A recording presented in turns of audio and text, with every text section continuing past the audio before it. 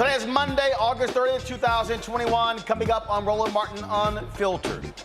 The last remaining U.S. troops have left Afghanistan, ending 20 years of Americans shedding blood in that country. We'll talk about what it means and also what it means for the history of the longest war in American history.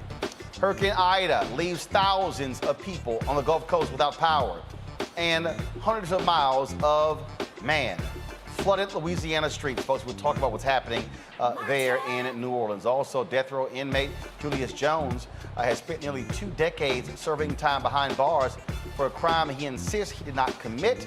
Many folks are fighting for his life. We'll talk to one of his supporters trying to set him free. Folks, in Georgia, teachers want a mask mandate. Instead, they get to wear jeans to school. The surge of COVID cases is not only filling up ICU beds, but it's also creating a medical supply shortage of oxygen. Plus, there's a group of people who refuse to get the vaccine. Nurses. One correctional officer, folks, gets fired after the death of a black inmate. All of that and more. And of course, our recap of the... Whatever the...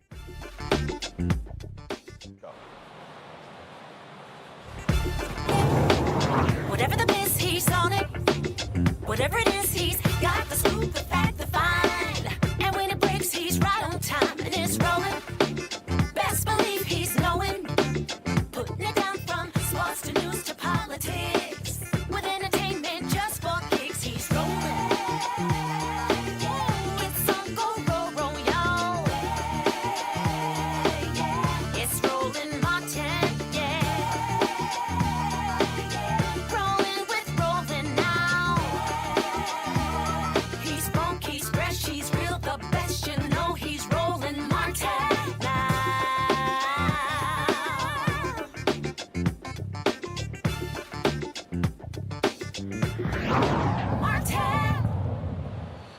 20 years. That's how long American troops have been in Afghanistan, the longest serving war in American history. Today, the Pentagon announced the final U.S. troops have left that country.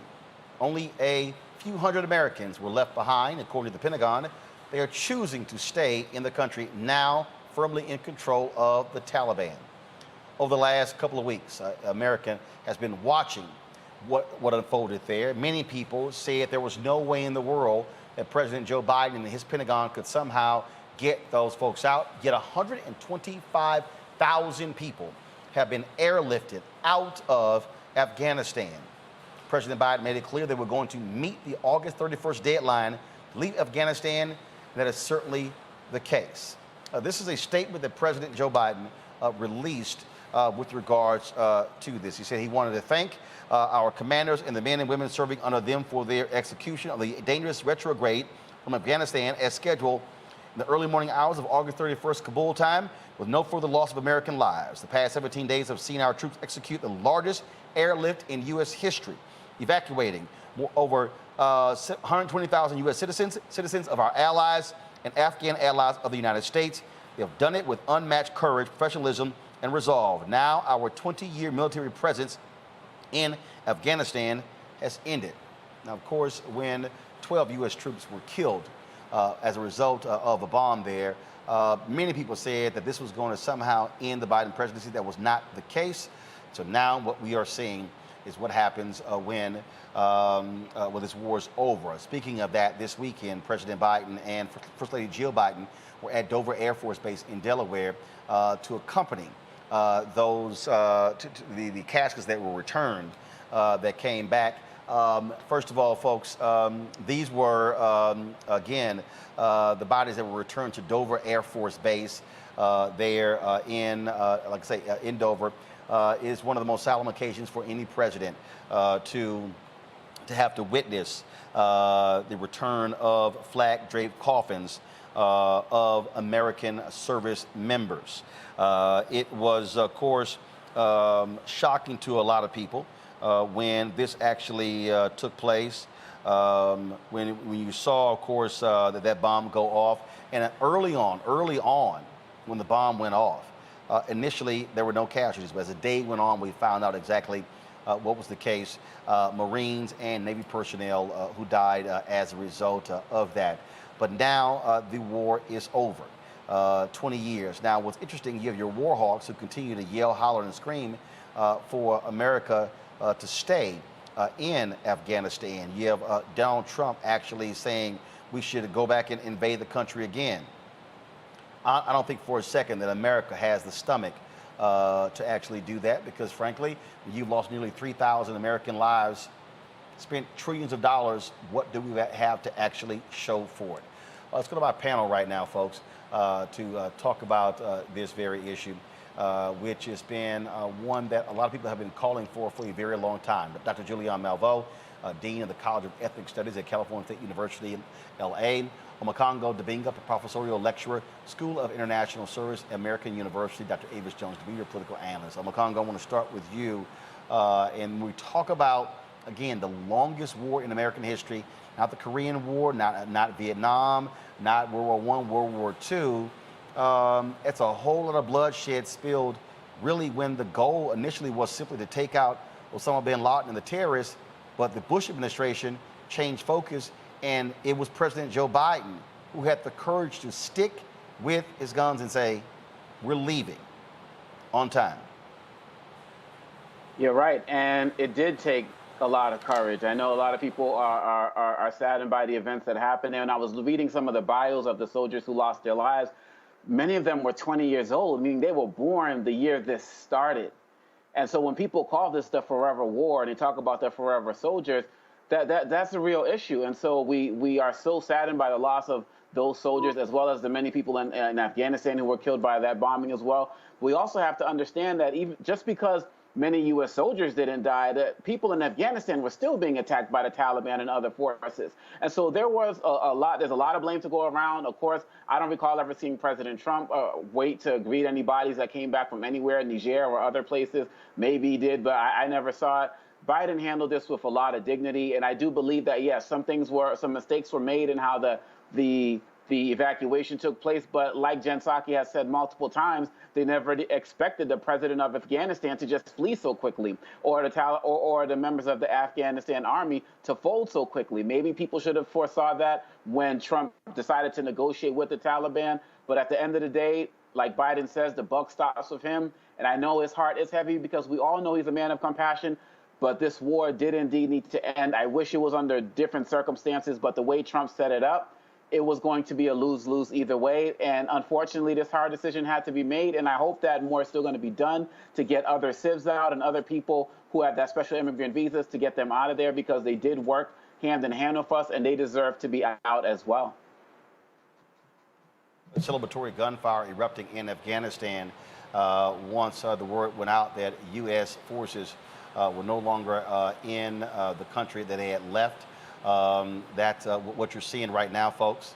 And so the thing here is, look, if you look at the history of this country,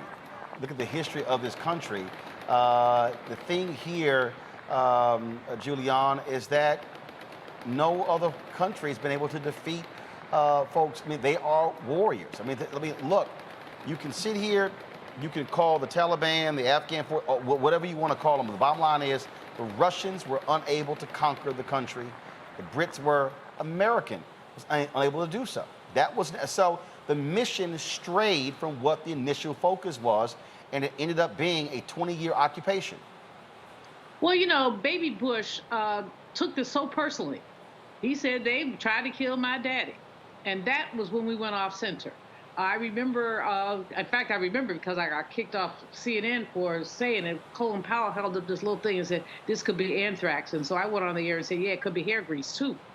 We had no evidence that it was anthrax. But Baby Bush wanted to, quote, avenge his daddy. And now $2 trillion, 3,000 lives later, what do we have to show for it? Well, there is more peace there than there was, certainly. Their women have more rights than they did, certainly. But we are not sure that any of those changes are going to stick. I'm especially concerned about the women and the rights of women in Afghanistan because we know that pre our invasion, which is what it was, women couldn't drive, couldn't go to school, really couldn't do anything. And women have been able to increase their rights in Afghanistan, but much of that, it seems, is going to go away. The bottom line is, I agree with Obasanjo. President Biden did the right thing. It was time. It was 20 years. It was time for us to get the you-know-what up out of there. As you said, Roland, nobody could defeat these people. These people basically, like Russia couldn't with all their millions, all their people, all of that. Turkey couldn't. None of their neighbors could. And so we lost a lot of esteem, which is good. We seem to think we're the biggest and the baddest. The Taliban showed us really are we actually a flawed nation who cannot be running around the world because people do not agree with the way that we do business. Avis, this is video that was shot by folks there of that last American plane leaving Afghanistan with United States troops. This again, it happened just a little while ago, and this war is over. And you have these war hawks, the individuals who, frankly, who are already talking about. Oh, I mean, you have Lindsey Graham who's saying, "Oh, another 9/11 is going to happen because of what we've done, and we should have stayed in Afghanistan." And none of these people were shedding the blood of their sons and daughters. And again, all of these so-called deficit hawks, all of these so-called minders of American taxpayer dollars, the people who are greatly benefiting from the war in Afghanistan and the war in Iraq, defense companies, the military industrial complex. And so to me, it is right for Biden to stick to his guns, to say, no, we're not doing this. And here's the deal. Bush, he wouldn't do it, obviously. Obama wouldn't do it. You had 2 terms. Somebody had to say, no, we're leaving. We're leaving. Absolutely. And, that's what leadership looks like. Leadership is making a stand, putting your stake in the sand, so to speak, and then sticking to your word. And being someone who is not just influenced by the rabid public on the one hand, or very loud people like Lindsey Graham, who, excuse me, but I kind of missed the part where he ever served anywhere. I don't see. No, he did. He was a military JAG officer. So Lindsey wasn't in the military. So that's one that did. But a lot of the people who are a lot of these sort of military hawks themselves have never done it. And as you mentioned, none of their children, none of the people in their families are the ones that put their lives on the line. The way that our military system is today, it's made up of disproportionately people who are working people, disproportionately people who are people of color, disproportionately people who are doing it, yes, because of a sense of duty and service, but also because it is a living for them. It is a career for them where they might not have very many opportunities in their neighborhoods. And so they're literally having to put their lives on the line in order to be able to make a living as well as to serve. And so it's very easy for a lot of people who know that it's not their blood that's going to be spilled, or it's not the blood of their immediate family that's going to be spilled, to always be criticizing decisions that extricate us from situations. It was never going to be easy to leave Afghanistan. That's why a lot of these previous presidents didn't do it. Even after, as you mentioned, even after Osama bin Laden was killed, we stayed, because leaving was always going to be messy. It was always going to be messy. This was not going to be an easy sort of pull out of that situation and then things would go on as normal. It took bravery, it took courage, it took leadership to say, the buck stops with me. This is a horrible situation that just happened a couple of days ago, but I am going to stay firm to my word. I am going to lead. This is what leadership looks like. It's not fun. Sometimes it's messy, but this is exactly what this nation needs right now, or else we would be there potentially forever.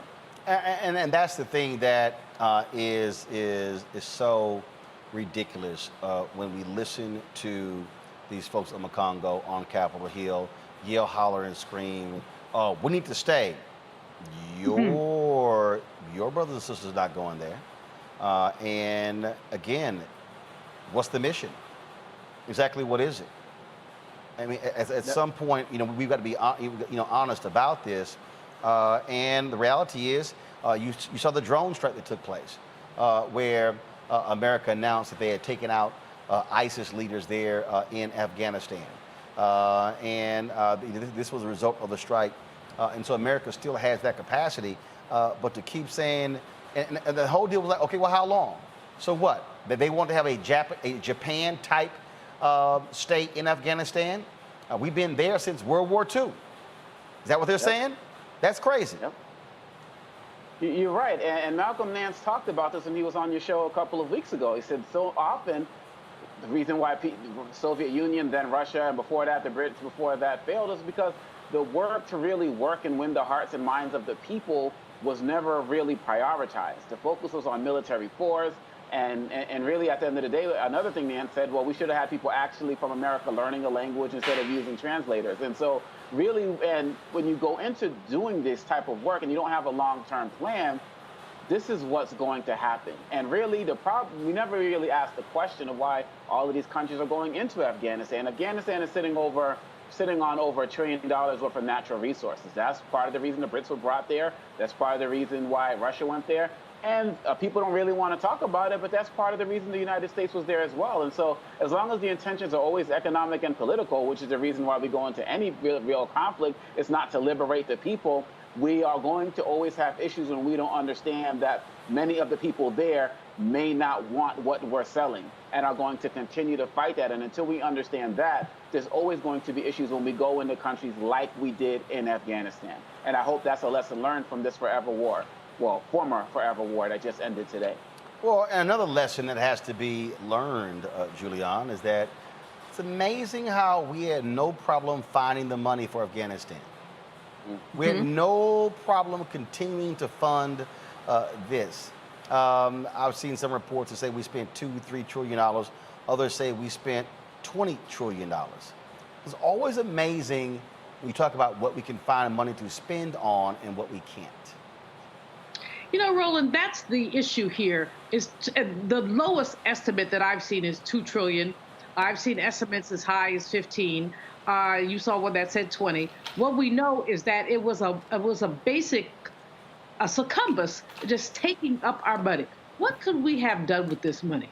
We're now fighting about an infrastructure bill that's $3.5 trillion. We could have fixed our infrastructure. We could have created millions of jobs. We could have upgraded our schools. We have bridges that are at the verge of collapse. We could have fixed those bridges. The list is endless when you talk about trillions of dollars. Who gained? Congo has such a good point. Bechtel, that Dick Cheney has connections to. Bechtel made a, load of money off this war. Other defense companies made a whole lot of money off this war. War is a profit-making machine for those people. Furthermore, when Avis talks about who fights in the war and who had to go to Afghanistan because they couldn't find a job in the United States, we're looking at people who now, when we look at the ways that medical technology has occurred, people who've lost all their limbs, all 4 of them, and they're still here. And then many of these people, Roland, are fighting for their simple benefits. First, they fought for our country in a misbegotten war, and now they have to fight for their benefits. We keep hearing these stories of these gentlemen who are killing themselves or killing their spouses because there's inadequate mental health care available through the military. And we can go down the list. And the fact is that this was a joke. It was a stupid joke. It was a Bush-inspired joke. And but ain't nobody laughing. because it's not funny. It's a joke, and now we're dealing with the consequences, which most recently are the 13 people who were killed. One young woman, as over Congress, some of these people, 20, 21, 22 years old, they don't know why they're there. They're there because they, quote, want to serve our country. But a young woman holding a baby, rescuing a baby. And when if you can't see that picture and not want to say to somebody, Bush, Obama, well, I don't even call that other man's name. What were you thinking? And then you have, of course, Joe Biden, who had the courage to just say, let's just put a period on this. Let's just stop it. I think he could have done it better. I think our withdrawal was extremely inelegant.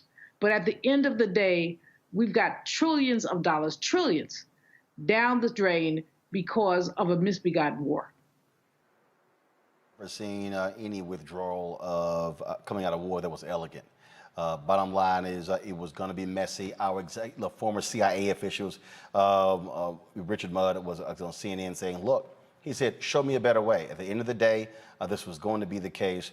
And again, and this is the key, Avis, it was a whole lot of people who were saying, oh my God, there's no way in the world we're going to be able to get out for 50,000 people in 2 weeks. A total of 125,000 were evacuated. Mm-hmm. That is historic. I don't think enough attention has been given to the fact of exactly how historic that is.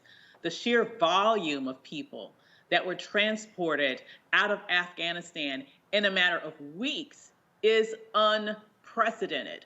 Are there people that were left behind? Perhaps there were. It looks like there were. But the number of people that were gotten out in this short amount of the time was nothing short of miraculous. And I think not enough credit is given in that direction for this administration. I completely agree with Dr. Malvo. It's a very kind way of saying this was an inelegant sort of exit. And I would have loved to have seen a longer runway, no pun intended, in terms of starting this process earlier to be able to get people out. But there were no easy answers here. I mean, there would have never been a period of time that would have been, I don't believe, adequate to be able to get this thing completely wrapped up, honestly, potentially even without any loss of life, because we saw that as time went on there, that's when threats continued to escalate. So who knows, maybe if we would have started earlier, that terrorist attack would have happened earlier. It just would have never been, I believe, an easy exit under any circumstances. What they were able to do in that short window, to me, was absolutely incredible. Absolutely. All right, folks, let's talk about what's happening in New Orleans. Recovery efforts are underway as Hurricane Ida is now a tropical storm. The Ascension Parish Sheriff's Office says the storm has claimed its first victim after a tree fell on a home and killed someone inside. More than 1 million customers are without power, including the entire city of New Orleans. Entergy Louisiana says some of its customers could be without power for several weeks. The storm made landfall as a Category 4 hurricane early yesterday afternoon on the 16th anniversary of Hurricane Katrina. Now, the scope of the damage will not be clear until teams canvass all of the areas and all can assess it. Ida's sustained winds have reduced to 60 miles per hour. However, it can still produce flash floods and tornadoes. Last night, President Biden granted Louisiana Governor John Bel Edwards' request for a major disaster declaration. In an interview with the Today Show this morning, Governor Edwards talked about the storm's impact and the ongoing relief efforts. Still doing search and rescue, and we have individuals all across southeast Louisiana, principally Lafourche, Terrebonne, portions of Jefferson Parish, St. John the Baptist, who are in a bad place right now because their homes have been damaged to the point where they're uninhabitable. Many still have standing water in their homes, and they need to be rescued. So we're still very much in the search and rescue, the life-saving mode, and there's a very robust effort, but there's so much debris, power lines and trees and other debris in the roadways that it hasn't been easy getting to them. But I can tell you, starting at 3 o'clock this morning, we dispatched hundreds and hundreds of urban search and rescue personnel, high water vehicles boats and so forth. Right now, we have the entire National Guard. You're looking at them right there, mobilized, and we have 34 aircraft, about 195 of these high water vehicles that you're looking at, 73 boats. So that's the first order priority. Second order priority is making sure that our hospitals are able to continue to function because we have electricity issues all throughout Southeast Louisiana. And we also have some water issues. You can't run chillers without water, and you can't do dialysis without water. But the biggest thing that happened in a positive way, Hoda, is the levee system really worked. Especially the hurricane risk reduction system there that protects Orleans and Jefferson Parish, and I know you know this area very well. It didn't overtop. There was no failure, and the situation in New Orleans, as bad as it is today, without the power, would be so much worse. All you have to do is go back 16 years, and you kind of get a glimpse of what that could have been like. But even further south, in Lafourche and Terrebonne parishes, for example, the levee system really held up very well. Otherwise, we would be facing much more problems today, but the damage is really catastrophic. Well, we have one confirmed death. I don't want to tell you what I'm hearing because what I'm hearing points to a lot more than that. They're not yet confirmed, and I really don't want to go there. I will leave it here. I'm certain that as the day goes on, we will have more deaths. So we were getting calls for help. We know that, for example, some apartment buildings collapsed partially in certain areas. This happened during the height of the storm, and there was no way to go out and respond to those calls. That's happening now, and we're going to be getting information throughout the day that I fully expect the confirmed death total to go up considerably. All right, folks. Again, we'll keep focus on New Orleans and the Gulf Coast and let you know how you can be of assistance. Can I go to a break? We come back. We'll talk about a case of an Oklahoma black man on death row for more than 20 years. Execution date has been set. Supporters say he simply did not do it. We'll discuss that next on Roland Martin Unfiltered. I believe that people our age have lost the ability to focus the discipline on the art of organizing. The challenges, there's so many of them and they're complex, and we need to be moving to address them. But I'm able to say, watch out, Tiffany. I know this road. That is so freaking dope.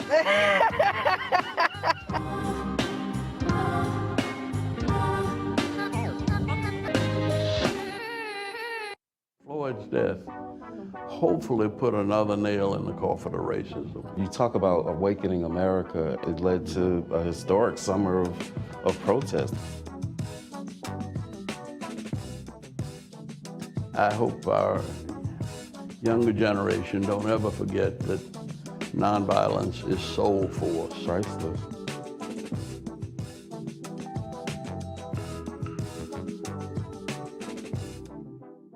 Folk. Right. You got to deal with it. It's injustice. It's wrong.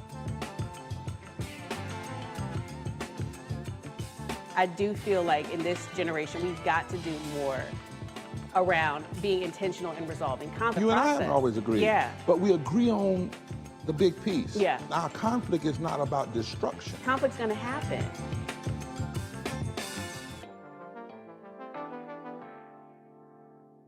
Hi, I'm Teresa Griffin. Hi, my name is LaToya Luckett, and you're watching Roland Martin Unfiltered.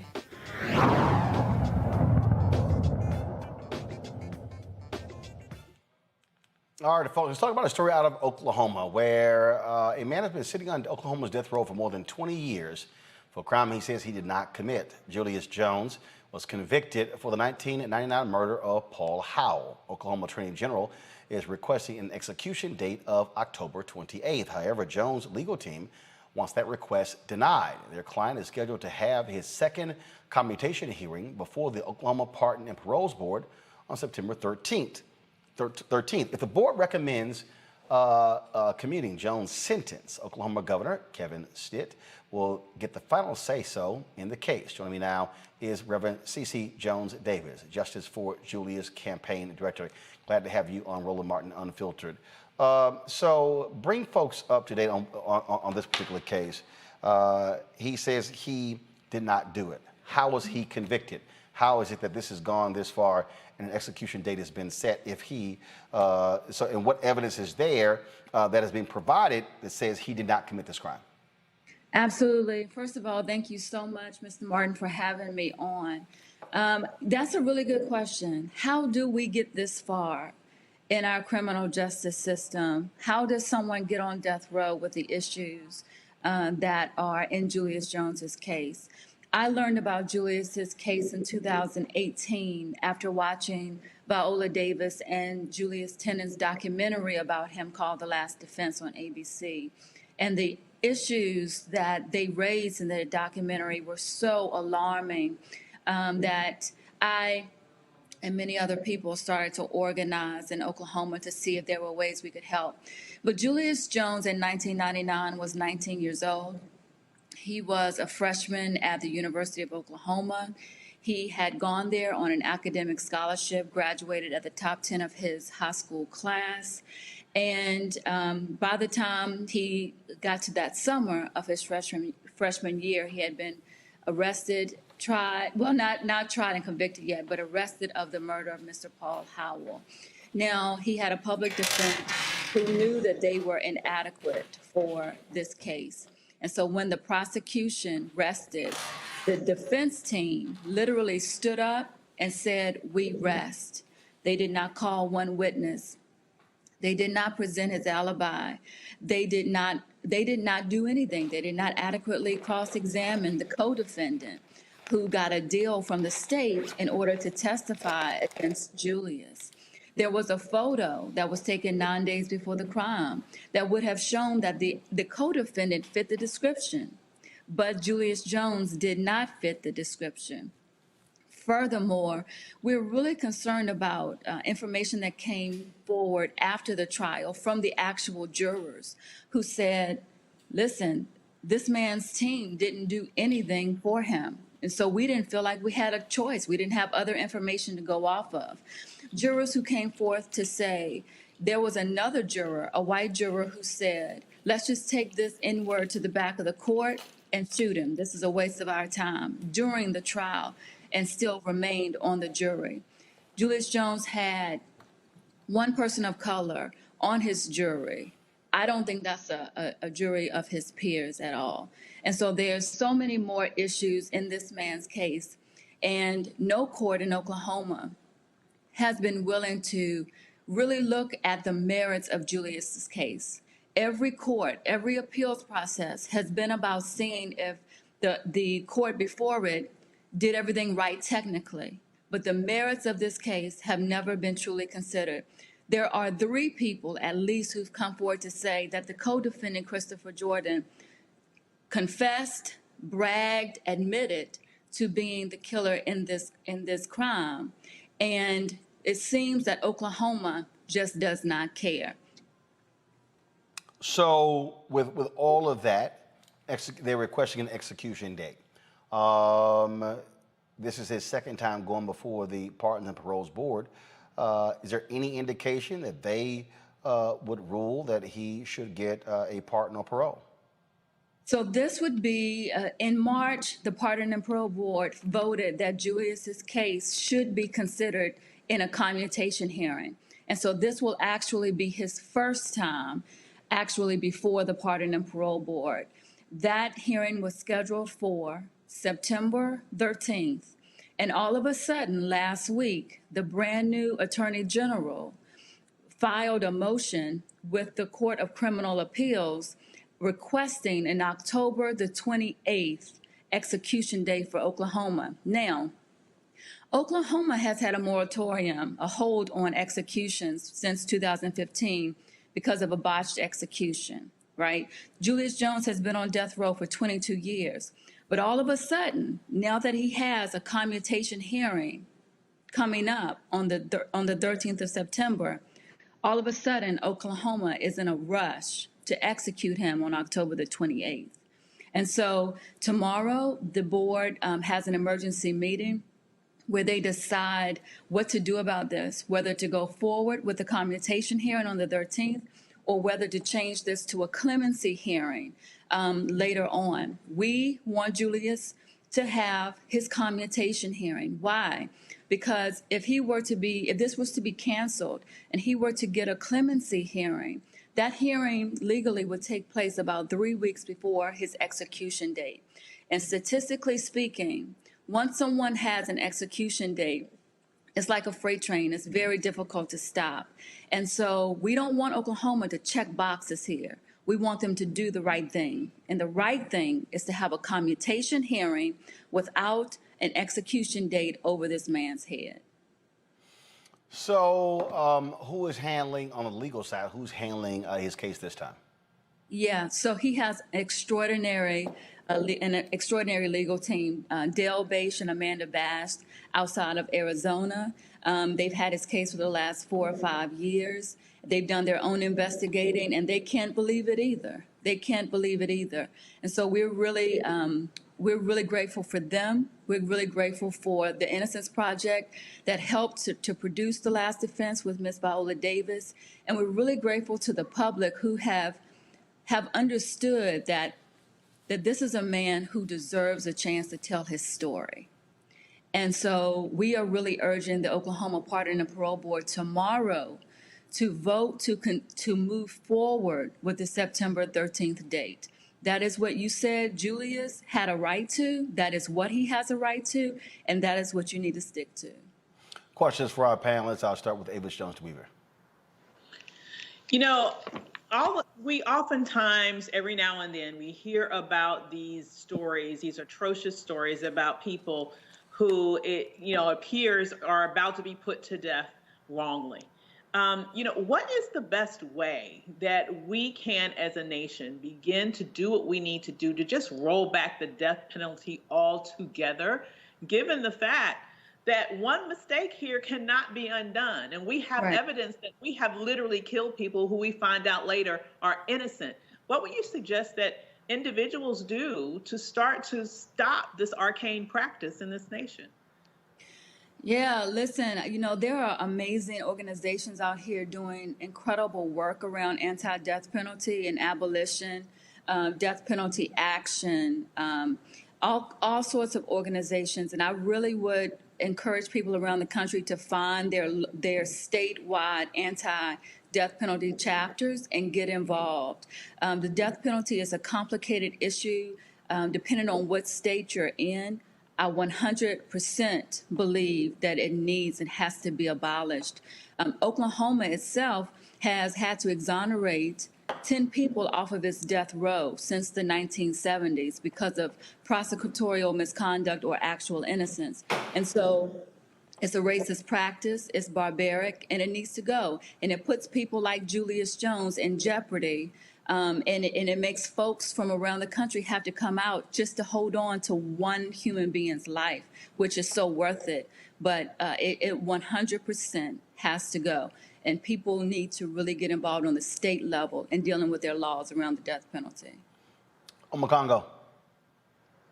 Reverend, first of all, thank you for your tireless work on this case. And the real question I have is there anybody in particular that we should be targeting as it relates to pressure campaigns to make sure that what you're advocating for actually happen? Is it Attorney General? Is it where do we need to put our efforts to make sure we're fighting to make sure that this also happens the way you say it needs to happen?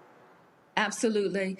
We really need folks to contact the Pardon and Parole Board's office tonight and tomorrow and ask them to go forward with the September 13th commutation hearing.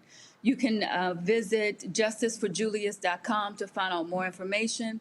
You can follow Justice for Julius on Instagram, Twitter, and Facebook to find out more information about how to actually do that. But contacting the Oklahoma Pardon and Parole Board, asking for the September 13th date is of utmost importance.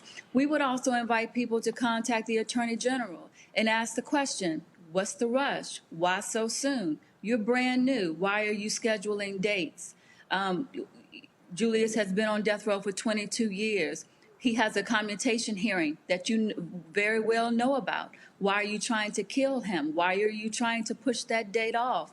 What is your problem? We would very much like people to contact the AG and ask him to reverse, call his people, Tell those people to pull it down.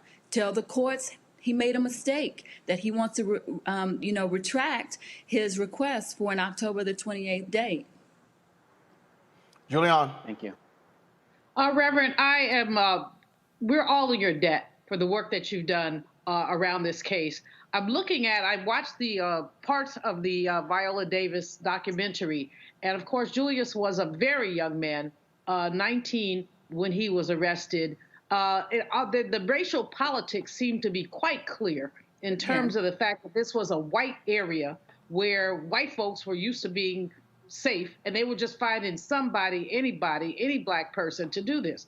But my challenge is with the fellow who kind of flipped on him, the co-defendant who ended up with little or no sentence, and who very likely was actually the shooter. Right.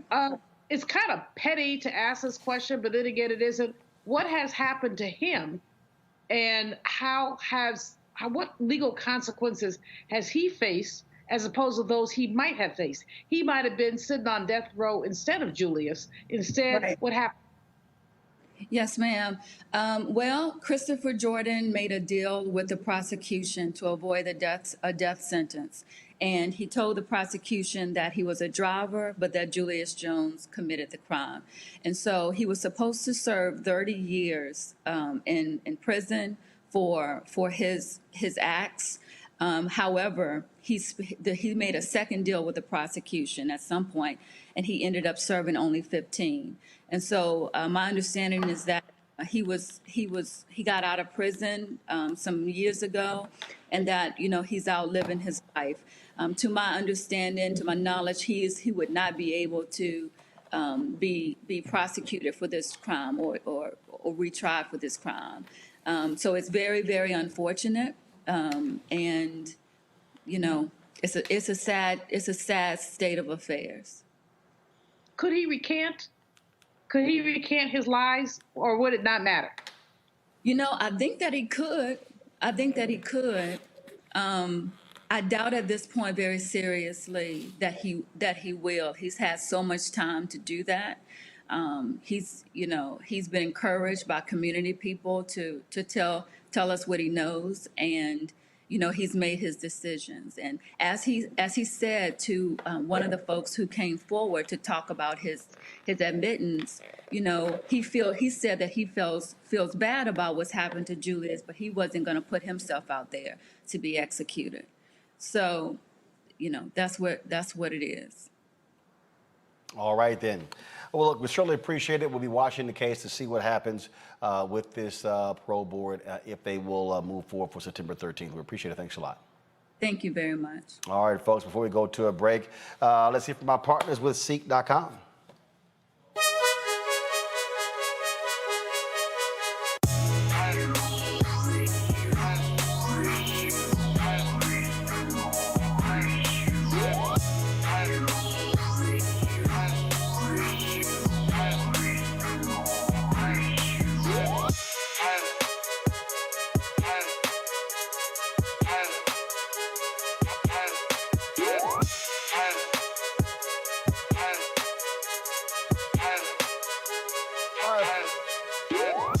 All right, folks, Seek is a streaming platform for virtual events and virtual reality experiences featuring the biggest names in music, sports, and entertainment from around the globe. It, of course, is a Black-owned company founded by Mary Spio. Seek's mission is to enable content creators to directly generate revenue from a global audience on multiple devices, including VR headsets, smart TVs, gaming consoles, mobile and desktop devices. Whether you're a gamer, music or sports enthusiast, Seek has something for everyone. All right, folks, and a couple of items that they have that you can actually purchase. That is their 360-degree headphones. Unbelievable sound and bass with these headphones. Great for gaming as well. Bluetooth enabled, and so you can definitely get these headsets in addition to their virtual reality headset as well, where you simply just pop your phone in right here, close it, watch your VR content right there on Watch it right there on Seek.com. You can watch 360-degree video as well. If you want to get either one of these, go to Seek.com. Use this promo code RMVIP21, RMVIP21, and that will give you a discount. And remember, when you purchase these headphones or even the VR headset, a portion of the proceeds comes back to us here at Roland Martin Unfiltered, Black-owned company supporting another Black-owned company. Again, Seek.com. When we come back, we will give you the update on Reverend Jesse Jackson Sr. and his wife Jacqueline, both who were hospitalized with COVID, all of that and more. Roland Martin Unfiltered when we return. Before Till's murder, we saw struggle for civil rights as something grown-ups did. I feel that the generations before us have offered a lot of instruction. Organizing is really one of the only things that gives me the sanity and makes me feel purposeful. When Emmett Till was murdered, that's what attracted our attention.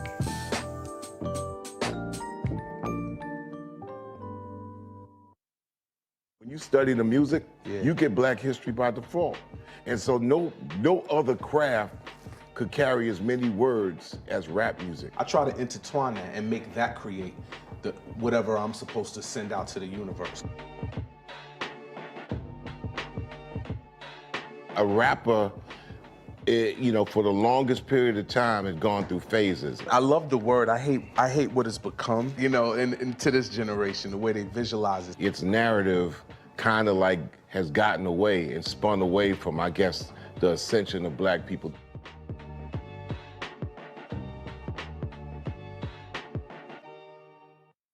Hi, I'm Teresa Griffin. Hi, my name is LaToya Luckett, and you're watching Roland Martin Unfiltered. All right, folks, an update on the condition of Reverend Jesse Jackson Sr. and his wife, Jacqueline. Reverend Jackson's COVID symptoms were subsiding, and he also was gone to a rehab facility to focus on physical rehabilitation due to Parkinson's disease. He is not completely out of the woods, but again, it's getting better. His wife, Jacqueline, was moved to the ICU, receiving oxygen but breathing on her own. Last week, Jackson said in an interview that his wife was not vaccinated when she contracted the virus due to a pre-existing condition, one the family has not actually revealed. This is an interesting point here that a lot of people, again, he's 79, she's 77, Julian. And a lot of people are now, again, after folks get COVID, after they go into the hospital and go into the ICU, then all of a sudden they begin to have second thoughts when it comes to that vaccine. Wouldn't be surprised if that's the case with Jacqueline Jackson as well. And, I've been dealing with these people, battling Teddy Riley, Tank, Busta Rhymes, all these folks. I got people tweeting me, posting, saying, oh, I'm wrong, I'm crazy, should not take the vaccine. But here's a number that I think is the most important. 98% of the people right now who are in ICUs around the country are unvaccinated. 98%. Now, if you want to sit here and say you don't want the vaccine, that's fine. Look, it's your choice. But the thing that's interesting is that these people who have refused the vaccine, it's amazing, Julian, they're not refusing the medical service when they get hospitalized. And what we're also now seeing is that because of the people who refuse to get vaccinated, who now have COVID or the Delta variant, who are now hospitalized, it is keeping other people who have other illnesses from being seen in ICU. There was a guy who was in Texas who had a form of pancreatitis, an illness. He was a veteran. They could not find an ICU, and he died. It was too late because all of the ICUs were filled. And so it amazes me when I listen to the folks say, I don't want to get vaccinated. Okay, so why do you go to the hospital when you get sick?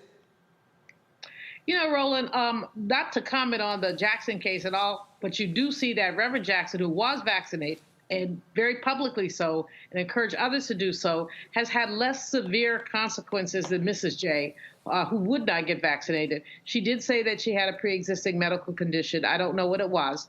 I serve on one of the PUSH boards as chair of the PUSH Excel board, and she said she couldn't have the vaccination. But you see what the difference is. She's in the ICU, he's out. This is happening all over the country. People are really having, the physician in Alabama, there's a physician in Alabama who said, he ain't dealing with them. You haven't been vaccinated, I'm not treating you. Because basically people have had the opportunity to be vaccinated, and we know that when you're vaccinated, you have, even if you get COVID, you have less severe consequences. My own sibling, my brother, refuses to get vaccinated. We don't, it's like, okay, fine, brother, whatever. And he has COVID. And, he doesn't want to go to the hospital. I'm like, okay, I'm putting my money aside because I know I'm going to have to contribute to your funeral. That's my take on it. I just think that there's so much research that's been done. Now the FDA has has basically approved the vaccination. Anybody who does not get it is not only endangering themselves, but they're endangering everyone else, and it's a shame.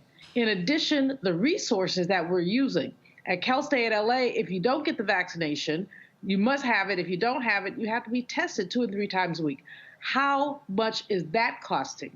And what could that money be used for? Well, you have to be tested. And you have these anti-vaxxers who are so adamant, just so adamant that they don't want to get vaccinated. And they can't give you a good reason why. Tuskegee is not a reason. Tuskegee is simply not a reason. So what's your other reason? You just want to be contrarian. And your contrarian nature is going to kill people. The thing that is interesting here on Congo, and there's a lot of people, they sit here and they offer a lot of excuses. Someone said on YouTube here, oh, what about the folks with medical conditions who can't get the vaccine? That's not a lot of people. It's not. Right. It's just not a lot of people. And we understand that. But what we're dealing with are not people with medical conditions who can't get vaccinated. It's people who are violent anti-vaxxers. And again, here's the deal. Okay, fine. You don't want to get it. But the point that I'm making is the number of people who refuse to take the vaccine, who now get sick, who now occupy our hospitals, are filling up the ICUs. And you have cities in this country, especially in southern states, where are 98%, 100% full ICUs. There are people with other illnesses, folks who are having, one guy suffered 6 gunshot wounds and could not see him for a week. 6 gunshot wounds because all the ICU beds were filled. Let's also add to that Hurricane Ida and the people who are going to need medical attention as it relates to that, who are not going to be able to get attention. And it is really problematic because not only are we dealing with the vaccine issue, but we're also dealing with the mask issue. When kids started to go to school in the spring, the last spring, there was no issues with masks. They were not politicized. Now that's added to the politicization along with the vaccines, and we're seeing the situation where one teacher infected a whole bunch of elementary school students because she was unvaccinated and unmasked, and has messed with an entire community. I saw a professor in Georgia, 80-something years old. A student was trying to play around on her mask, not being serious about it. He retired in the middle of class. He said, I'm done with this. And so, yes, our hospitals are being taxed, our communities are being taxed, people are not getting the resources, and people just want to be sticklers, they want to be ignorant, and they just want to thumb their noses at people. Let's also add several conservative journalists or talk show hosts. I think 3 have died in the last 3 weeks, including Valentine as well. When are people going to get the message? How many people have to die around you in order to do that? And this contrarian nonsense after FDA approval is just nonsense. We're doing each other a disservice and we're killing people. And going to your first point, pulling vital resources that people desperately need right now. Cancer treatment, shooting victims, pregnant people, everything. It's just really selfish and unfortunate. Okay, so here are these folks. Again, I love this here. So I got somebody with conscious thought on YouTube, who actually is unconscious thought. The vaccines do not prevent COVID-19. No shit. No one ever said they did.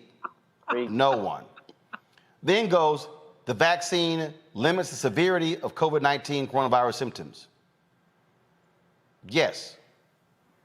We know that. He writes, my coworker has COVID. She got vaccinated. These vaccines are not working. Now, first of all, was responding to, I guess, some hangster. So conscious thought, again, where are you going with that? Then they got somebody else who's saying, oh, other people have died who had the vaccine. Well, it also other health conditions that contribute to it. So what I wish people understand is that let me be clear, and this is crazy, Avis, because we've gone over this over and over and over again. No one said, hey, get the COVID shot, and then you could do whatever you want. You could walk around in no mask and touch everything. No. Let me say it again for the people in the back. 98% of the people currently hospitalized are unvaccinated. If you tell me that taking the COVID shot will lessen the severity of my symptoms, it's probably what I want. It's a good bet that's what I want. And also, the COVID-19 vaccine shot was for COVID-19. The Delta variant is a different mutation, which we've explained to people, and we said it last year, this was going to happen when people choose not to get vaccinated. It's creating the opportunity for there to be further mutations. Now, over the weekend, I saw this one story where there was a concert in the UK. 53,000 people were there. They now have 5,000 cases. There may be a variant of the Delta variant. Why? Because all those folks chose to assemble, and many of them were not vaccinated.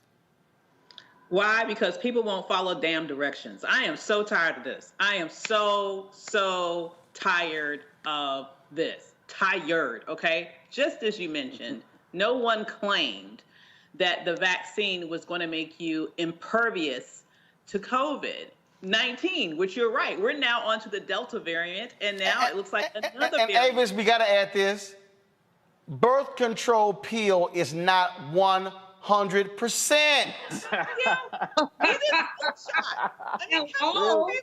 A birth control pill does not guarantee you ain't gonna get pregnant. How many of y'all? Go ahead, keep going. What you say? Wouldn't be here if the birth control pill was 100%, but let me not go there. Okay, all I'm saying is what it does, it is doing very effectively in terms of the statistics that you just shared, Roland. It's supposed to make sure that if you do come down with the disease, that it will be less severe, that you have a much reduced chance of ending up in the ICU and dying. And every statistic that we can find around that suggests that it is in fact doing that very important thing. Next, as you mentioned, we are having these different variants. And for people who are saying you shouldn't get the shot because it doesn't help you because we have these variants, guess what? Do you ever wonder why there's a different flu shot every damn year? Okay? That's the nature of viruses. They shift, they change, they don't stay the same. All right, and so this is why there is discussion about, and there is approval for, at least with Pfizer, and I'm sure there will be with others, a booster shot later on. This is not some sort of one and done situation. This is a new thing that unfortunately looks like we're going to have to just live with. But it's going to be harder to live with it when you have people who won't follow damn directions. And as a result, we keep getting more and more dangerous variants of this even faster. If people would just follow damn directions, we would be a lot further along in battling this crisis than we are right now. People who are saying, it's my liberty not to wear my mask. Listen, it's not your liberty when you are taking away my right to be able to go to the doctor if I get in a car accident and expect to have access to medical physicians. That's where your liberty stops when you are infringing upon other people. As was just mentioned, this is one of the most selfish things that you can do. On the one hand, one could say, hey, maybe on the far end way of the way of looking at this, maybe this is Darwinism. But the issue is, you're not just taking yourself out when you make the decision not to protect yourself with the best technology that we have right now. Is it perfect? No, but this is the best technology that we have right now. And so when you make your decision not to arm yourself with protection that we have available to us today, it's not just you that you're impacting. It's all the people around you that also want to live. You're making it much more dangerous for us to be able to have life, liberty, and for the pursuit of happiness because you don't follow damn directions. Folks, let me tell you how this is also impacting us even more so. Right now, there are, we told you about 39.6 million reported cases of COVID. 654,000 people have died. The problem we're now facing is that we're seeing a significant problem with oxygen. Many southern hospitals in Florida, South Carolina, Louisiana, and Texas are running dangerously low on oxygen. Some hospitals must use their reserve supplies or risk running out of oxygen completely. Medical officials note the Delta variant is causing more aggressive symptoms, resulting in deaths at a more rapid rate. Hospitals are struggling to meet the demands of patients needing oxygen. Again, this is the thing that we keep trying to explain to people, Omakongo. It then becomes a spiraling effect. One thing leads to the next. And so now you're talking about ICU beds fill up. Now you're talking about oxygen levels as well. So what the hell do you do when you run out of oxygen? Why? Because these folks can't breathe. It's sad, man, because this is everything we were hearing when the Delta variant hit India. I remember hearing all of those stories, people trying to get oxygen to their relatives in India and get these tanks, and now it's right here. Somebody once said that we are victims to our notions of American exceptionalism. We keep having this idea of that's not going to happen to us. That's not going to happen to us here. When COVID hit, oh, it's just kind of a California thing. It's a New York thing. It's not going to get here. Oh, it's the liberals and all of that. And then it starts hitting different places. When are we finally going to realize that this is a disease that does not discriminate? When are we going to realize that this is something that doesn't care about your politics? And really, at the end of the day, when we're talking about oxygen tanks in the United States of America and we're being deprived on that, Roland, I don't know, man. It's like people almost have a death wish on some levels. And I don't really know what's going to happen. When people say it's that type of Darwinism, it's scary. But we are also seeing how taxed our system here is in the United States. And we know that when our system is overtaxed like this, people who look like you and me are going to suffer the most. And so our black and brown family out here, we got to get on the good foot. We don't want to be ending up in these hospitals. Anytime you see these numbers, you know they're disproportionately affecting us. So what more is it going to take? Going off of what Dr. DeWeaver was saying, same thing. It really is perplexing, Julian, when you look at the numbers. And what really gets me are the people who go, well, we're only talking about 1.5% of deaths. And I go, so you want to be in that 1%? You know, Roland, there was a piece on, I believe, CNN this morning, and they were talking about the shortage of nurses in Mississippi. Well, Mississippi is not that well known for its kindness to black people in the first place.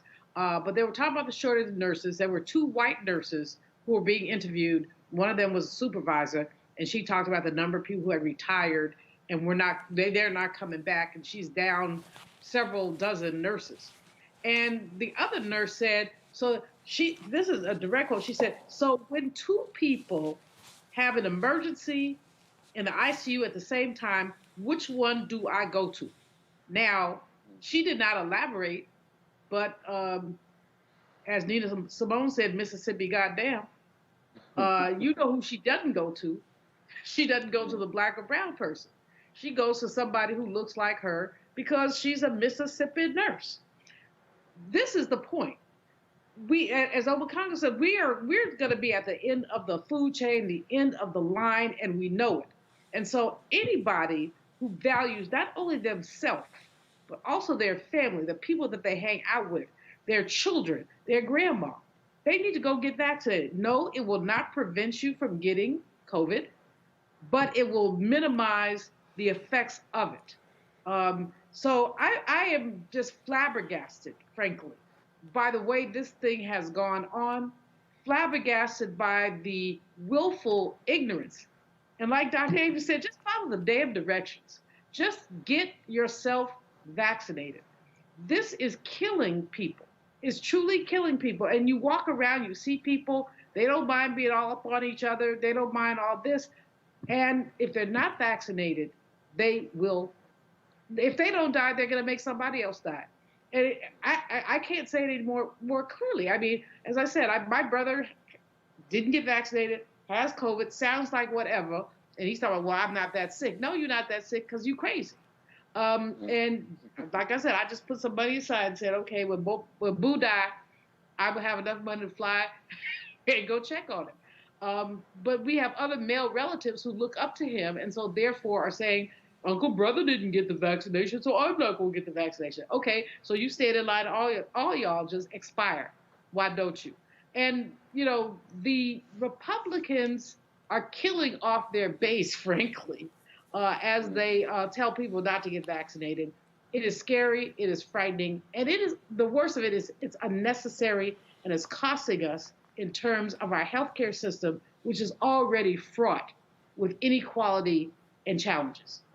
Folks, check this out, Avis. 1 in 8 nurses are not vaccinated. That's according to a new survey by the American Nurses Association.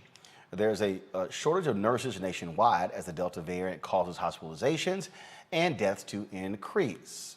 Of the 5,000 nurses surveyed, 25% cited concerns of effectiveness and safety as the reason for not getting vaccinated. 84% wanted more information on the long-term effects of the vaccine before taking it.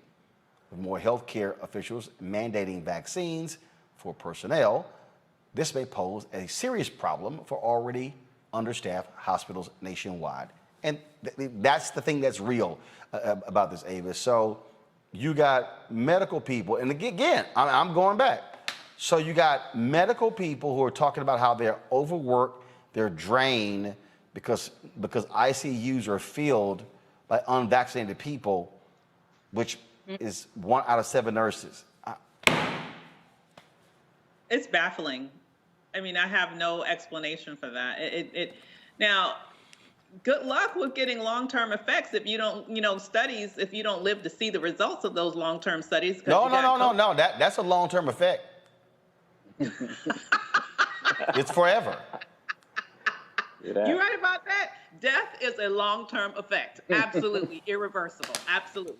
But it is really sad because I have clients, honestly, who are nurses, and I hear from them about just the sort of unrelenting pressure that they're under right now. This never-ending onslaught that they're facing right now with what has happened to the healthcare industry in terms of trying to keep up with this never-ending, it seems, battle that we're having with COVID, because you have so many people, including, it looks like, in their profession, even a very uncomfortable percentage, who are not doing all that they can to protect themselves, which keeps this thing going. The other side of the coin that surprises me, this isn't nurses per se, but I keep reading, these stories about these people who are taking all of these unproven remedies, even to the extent of taking deworming medicine for horses.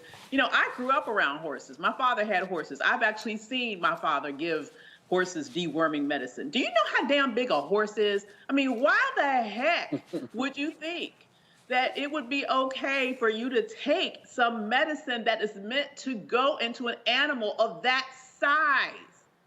It's like it's at some point this is not an epidemic of the vaccinated. It becomes the epidemic of the stupid. Now, come on, who does that? So you feel completely safe taking medicine for a damn horse, but you will not take a vaccine that. Well, let's just hold up. And ain't asking about the side effects of that drug. What the heck? Yeah, another one is that. How about your ass start eating hay? Into the these poison places, because people have taken this poison. It's not for human beings. Please make it make sense. I can't. I just cannot. I refuse to can. It makes no sense to me. Not quite sure what the hell's wrong with these folks on that one. It is, now check this out, y'all. In Georgia, a school superintendent is allowing teachers to wear jeans to alleviate pleas for district-wide mask mandate. Huh? Bullock County School District Superintendent Charles Wilson sent an email encouraging to help teachers to be more comfortable in classrooms. The email reads the following: I realize that words can only go so far, especially when one is doing so much. But I still have to reach out and say thank you for all that you are doing for our students and for each other. Everyone fights their own battles, but all of you are angels and heroes to our children, and they need you. Please remember that. I talked with principals today, and we all agreed that though it is a small gesture, you would enjoy the liberty of wearing jeans for the next month. Wilson wrote, so by all means, please enjoy your jeans throughout the month of September and the rest of August. The email offended teachers, citing rising COVID cases, the need for a mask mandate to protect students and staff. Hundreds of students in the district tested positive for COVID in the first 3 weeks of school. Masks are currently optional in the school district, and exposed students can still attend school as long as they are asymptomatic. So, Julian, I'm confused. He chose jeans over this. I'm just trying to understand. I'm just trying to understand what's more comfortable.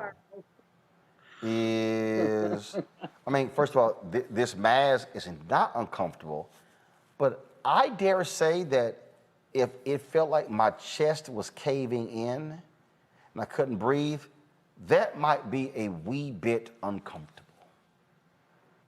This is hilarious.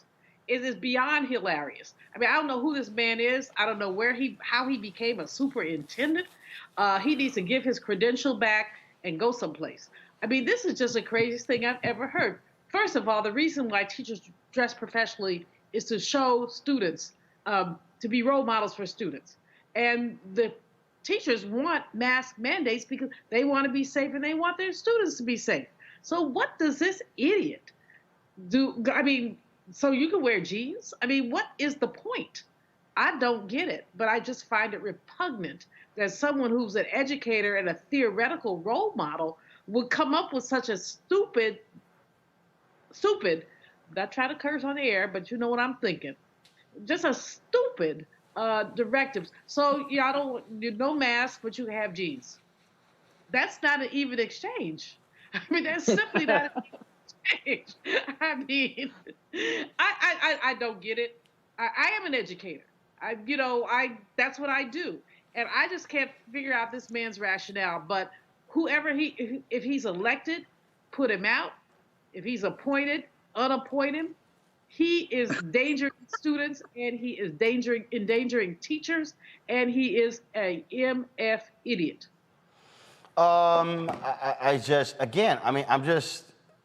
What we're seeing, and I'm purposely wearing this mask, because this is one of the Dr. Clavon Gilman, he, of course, we had him on the show, emergency room physician out of Arizona. He posted this and said, these are these KN95 masks, bag of 60. He says one lasts him a week. You're all good. Ain't uncomfortable at all. In fact, this actually feels better than a lot of the cloth masks that I've actually worn before. And it is beyond me. It is beyond me to watch these people, Omakongo, who are absolutely out of their minds crazy. They're out of their minds crazy because, this is just stealing our freedom, and this is just preventing us from living and being who we are. And I posted this over the weekend, and a lot of people commented they saw this on my Instagram page. Anti-masker Caleb Wallace dies after organizing Freedom Defenders Against COVID Mandates. So I posted this on my Instagram, and I'm going to read what I said because I have no problem saying it. And then some people were like, oh my God, you're too harsh. That was unfair. And this is what I put. Now, there are about 2,700 comments on this here. This is what I said. Y'all want to see a dumbass? He refused to get vaccinated. He refused to get tested. Led anti-mask mandates. He touted freedom. Well, his ass free now. Free of life. This line from the story is heartbreaking. Wallace, who was 30, leaves behind 3 children and a pregnant wife. You've got to be a selfish idiot to do this to your wife, 3 kids, and baby on the way. Wow. Wow. Wow. A baby on the way as well. You know, they really think they're invulnerable. And I think some of these guys who act like this really, really believe deep down that maybe this is going to be a disease that's going to affect other people in some way, shape, or form. But how much more evidence and proof do we need that this is a problem? Look, I'm working in K-12 schools across the country. I was talking to somebody in Utah the other day. They're like, well, the school board is red, but the leadership in this school is blue, and they're fighting. Last year, when this was going on in the spring, we didn't put the kids at the bottom of these 2 elephants fighting right now, getting trampled. And so when we go back to the school examples that you were talking about, we are literally seeing these cases where schools are actually shutting down a day after opening. As a parent of 3 children who could not wait for them to be back into the classroom, I promise you, if I get a note saying that we're going virtual again, I'm going to lose my mind. The stress and the toll that this is putting on communities is incredible. Like, every parent is just waiting for that email the next day. And so we already got the real threat of COVID. And it's the COVID vaccine. It's not the COVID cure. Take the damn vaccine. We already have the real threat of that. But the other tiers that we have to pay attention to is the level of education that our children are losing, because when they got to be at home and they're not getting the best of services, and it's always going to affect us more, Black and brown people or people in poorer communities, and sometimes we make up to, both categories in large numbers.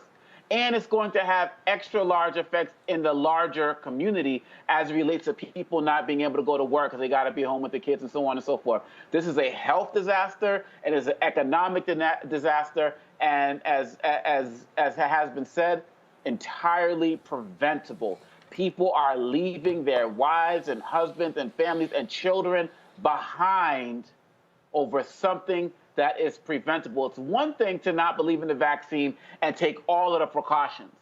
But I hear what people say about your post being harsh, Roland, but I understand what you wrote exactly. Because not only was he against the vaccine, he was out there flaunting every single thing that could help people heal themselves.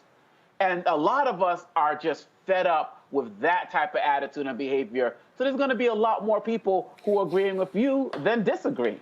In fact, this is what is unbelievable here, Avis. Check this out. An Indiana woman is suing several businesses and retailers over mask mandates.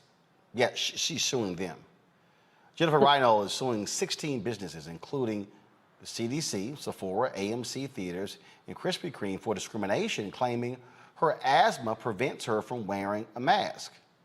making the mandate unlawful. She's been asked to leave most of the businesses she's filed suit against for failing to wear a mask. Now, she believes God told her to file the lawsuit for herself and others suffering. My mom has asthma. My mom ain't got no problem wearing a mask. Ever heard of DoorDash? She's 73. Thank you. But also, I mean, this is just such BS. Like I said, I don't believe that she can't wear a mask, but even if she feels like she can't, like I said, ever heard of DoorDash, Uber Eats, Amazon? Yep. Keep your tail at home, okay? Don't come around me. This is why I'm talking about the pandemic of the stupid. So, for example, the man who you just showed, I read that story too. Guess what? He also took ivermectin, which is that deworming treatment for horses and other livestock. Guess that didn't work. I mean, I am so tired of the reverberating effects of people's poor decision making. You know, if you feel like you can't put on a mask, just keep your ass at home. I'm sorry. I'm just tired of these folks, Roland. I can't hold it in anymore. Stay home. Do a self-quarantine and let the rest of us have life, liberty, and pursuit of happiness with our masks on, okay? Just do that. Just do that, all right? On the other end of the spectrum, I have to give my community a shout out because over the weekend, I recently moved to a new area. I went to a grocery store, blackety black, the blackest grocery store in America, I like to say, in Oxon Hill, Maryland. Everybody held on a mask. Everybody wore it correctly. Nobody acted a damn fool. Nobody was complaining about it. I mean, if just the rest of America could be like the black brilliance that, are my neighbors, we'd be in a much better situation. It is just mind-boggling when you really look at the craziness that goes on every single day with these people who are just losing their minds and they're acting as if people are not dying. So I'm just saying, that's what y'all want to do, go on right ahead. But I ain't trying to check into heaven early. Yep. I'm not. I'm just saying. Postgate, Ohio, where 7 Ohio correctional officers are unemployed after a black inmate died in their custody. The Ohio Department of Rehabilitation and Corrections sent a notice of removal to 5 corrections officers, a supervisor, and a licensed nurse following an investigation into the in-custody death of 55-year-old Michael McDaniel. Officials say the correctional officers used excessive and unjustified force against McDaniel, leading to his death. The Franklin County Coroner's Office declared McDaniel's death a homicide and ruled the cause as a stress-induced sudden cardiac death. A county prosecutor will decide on whether to file any criminal charges against them. I'm gonna say yes, Omakongo. I'm gonna say that if your actions cause somebody to die, you probably should be charged. Most definitely, and I think that there's also something else we need to add to this conversation, because when we talk about the George Floyd policing bill and people are talking about a national database and registry for officers who commit various offenses, this also needs to be the case for these prison guards, because this story is also making me think about what happened to Sandra Bland. Still don't fully know. And this is happening all across the country. I'm thinking about Khalif Browder, right? And the documentary, people learned about him, what that Jay-Z put out.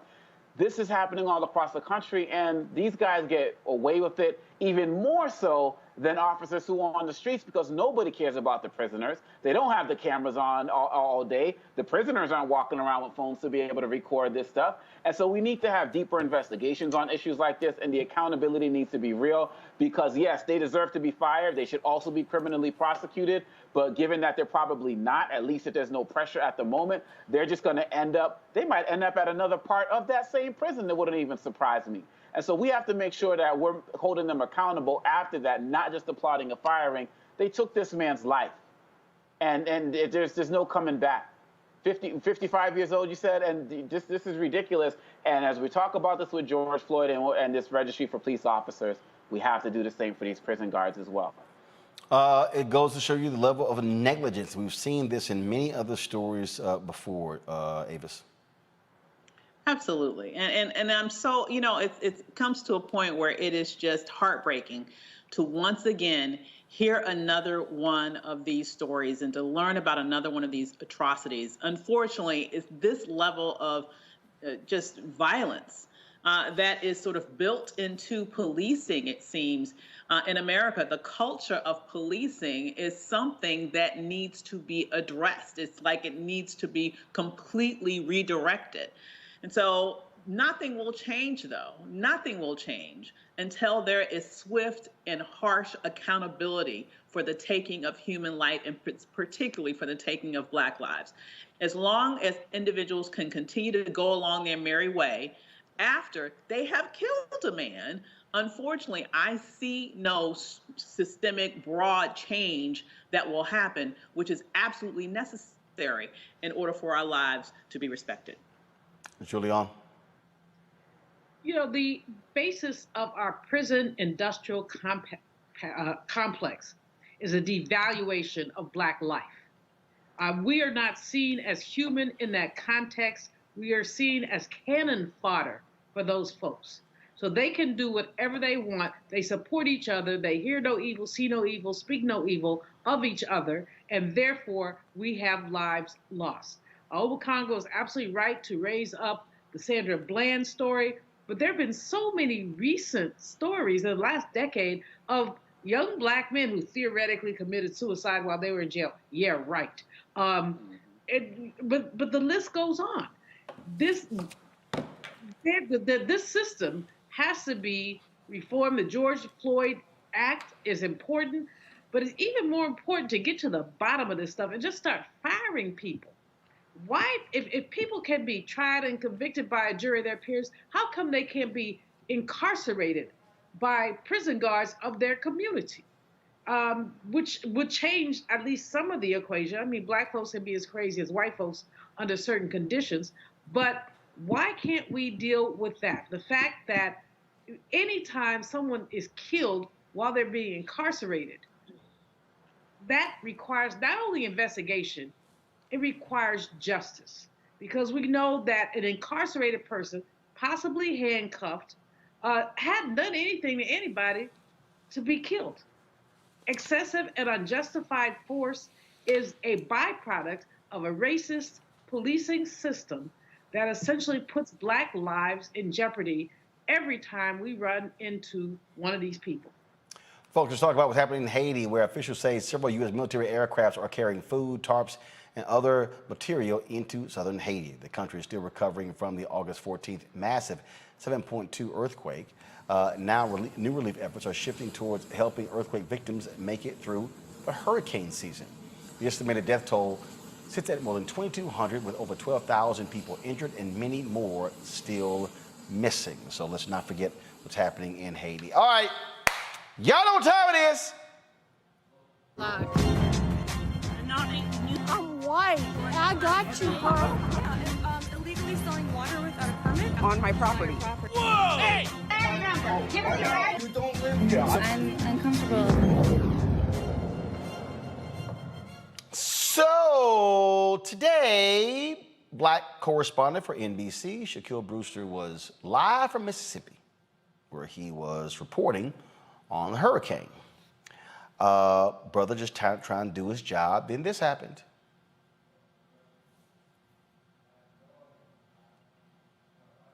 Hey. We're going to check in with Shaq Brewster just to make sure all is well. Some trees that have fallen, or at least limbs that have fallen. So they're going to go ahead and do that survey to make sure that they're okay. Craig, I'm going to toss it back to you because we have a person who needs a little help right now. Hey. We're going to check in with Shaq Brewster just to make sure all is well. There's a lot of crazy out there, a lot of crazy. And Bill Cairns, thank you as well. Again, we'll make sure Shaq's okay. And do that survey to make sure that they're okay. Craig, I'm going to toss it back to you because we have a person who needs a little help right now. Hey. We're going to check in with Shaq Brewster just to make sure all is well. There's a lot of crazy out there, a lot of crazy. And Bill Cairns, thank you as well. Again, we'll make sure Shaq's okay. I do want to note here for a moment, you probably saw or heard a few moments ago, one of our correspondents was disrupted by some wacky guy during his live shot there in Mississippi. Please report that Shaquille Brewster is doing just fine. Shaq is okay. I'm just saying, would have been white man down, white man down. I'm just saying, what would have happened? You just rolling, guys, pull the audio up a panel, y'all. That's when he dropped the mic. I mean, because you saw how they were talking. You saw how he pulled the microphone out and put his hand in his chest. Yeah. That microphone would have been my weapon. I'd have hit him right upside his head. Right upside his head. And poor Craig Melvin ain't Roland Martin, so he can't say crazy ass white man assaulted, our reporter, and he called it wacky. No, he ain't wacky. He MF batshit crazy. What the? Yeah. Never mind. Don't get me on my soapbox about crazy ass white people but between COVID, the hurricane, and just pure ignorance, this has taken this up to a level. It's exponentially caused insanity. Exponential insanity. I mean, how dare that man? And praise the brother for keeping it together. But like I said, that microphone would have been upside that boy's head, and the next shot would have been of him laying in that water. Yeah, there would have been a little problem there. I'm just saying, you roll up on the live shot. I don't know if you carrying something or whatever. Somebody would have got popped in their mouth in Makongo. Most definitely, Leo. And look, these reporters, they're going to have to start carrying stuff. I mean, not, to protect themselves, a taser or something like that, some pepper spray or something, because in addition to what Dr. Malveaux was saying about COVID and all of this other stuff causing people to just go nuts, we also got the Trump and Republican-induced hate towards the media. So, these guys were targets before COVID even became a thing. Like, with all of these issues going on, people are looking for folks to target. I feel really sorry for Shaq, but quite honestly, these guys are going to have to figure out, maybe they have a police detail with them or carry something, like I said, some mace or pepper spray, because they literally have to protect themselves, because this is happening all across the country. I remember I saw one journalist, a lady said, well, oh, are you from CNN? And the lady was like, no. She's like, oh, because if you were, I would spit on you. Like, seriously? You're going to literally walk up to someone and spit on? You ain't going to spit on me if I'm reporting. There's going to be a problem. And it's going to be just a matter of time if one of these reporters do drop their mic and just start swinging the mic, I'm saying. Hey, all I'm simply saying, Avis, look, don't get your ass whooped. I'm gonna tell you right now. Look, we were down in Atlanta for the Me X Swag Challenge, and there were folk who were rolling up on me, who were just trying to speak or whatever. And what gets me is this here, y'all. Okay, like when we're set up and I'm sitting in a chair with a bunch of cameras around me, I'm probably live. I'm just saying, it's a good bet that I'm live. And folks will come up and they want to talk. And like I had one brother who was he was a wrestler, and my man grabbed back my shoulder. I was like, see, I mean